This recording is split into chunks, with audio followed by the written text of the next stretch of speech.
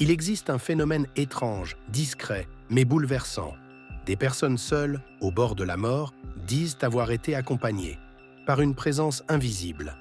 Une voix, une silhouette, une sensation très claire. Quelqu'un était là pour les guider. Pourtant, personne ne se trouvait à leur côté. Aujourd'hui, je vous parle du syndrome du troisième homme, un mystère aussi fascinant qu'inquiétant. Et si, dans nos moments les plus sombres, une force invisible se manifestait pour nous sauver? Aussi incroyable que cela puisse paraître, ce est réel et bouleversant. Voyons ça ensemble. Le monde est plein de secrets, d'énigmes troublantes, de vérités cachées, d'expériences terrifiantes. Nous faisons un voyage vers le mystère, vers l'inconnu, vers le doute, vers le paranormal. Tu viens avec nous?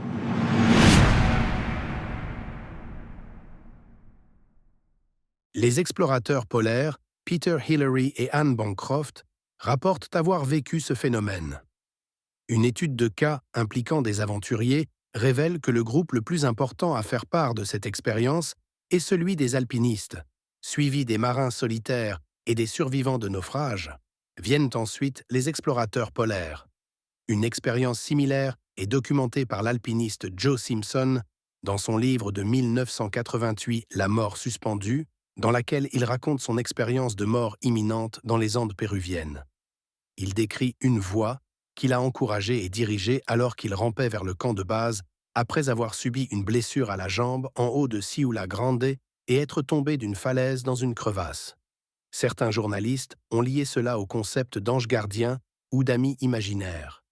Les explications scientifiques considèrent le phénomène comme un mécanisme d'adaptation ou un exemple de mentalité bicamérale. Le concept est popularisé par un livre de 2009 de John J. Geiger, The Third Man Factor, qui documente de nombreux exemples. Les psychologues modernes ont utilisé le terme de syndrome du troisième homme, aussi nommé facteur troisième homme, pour traiter les victimes de traumatisme. Le caractère intérieur cultivé apporte soutien et réconfort. Alors, qu'est-ce que le facteur troisième homme? Personne ne le sait vraiment, et presque aucune explication scientifique n'a été avancée. Il s'agit probablement d'une hallucination en réponse à un stress extrême, mais l'idée qu'il fournisse des informations raisonnables en période de pression extrême suggère qu'il s'agit d'une sorte de ressource de survie. Il a même été utilisé en thérapie, en sachant qu'il pouvait s'agir d'un mécanisme d'adaptation pour tenter d'aider les personnes ayant subi un traumatisme. Il est également utilisé pour soutenir l'hypothèse de la mentalité bicamérale, selon laquelle le cerveau est composé de deux sections. L'une parle, l'autre écoute. Une telle réponse est si rare et dans des scénarios si catastrophiques qu'elle ne sera probablement jamais étudiée à fond. Mais l'idée qu'en cas de besoin, une partie de notre cerveau fasse appel à un ami pour nous aider est vraiment remarquable et étrangement réconfortante. Le terme « troisième homme » vient d'un témoignage devenu célèbre, celui de l'explorateur Sir Ernest Shackleton, lors de son expédition en Antarctique en 1916. Pris dans une tempête glaciale, sans espoir, Shackleton et ses deux compagnons sentent soudain une quatrième présence marcher à leur côté. Une sensation si nette qu'ils sont convaincus de ne pas être seuls.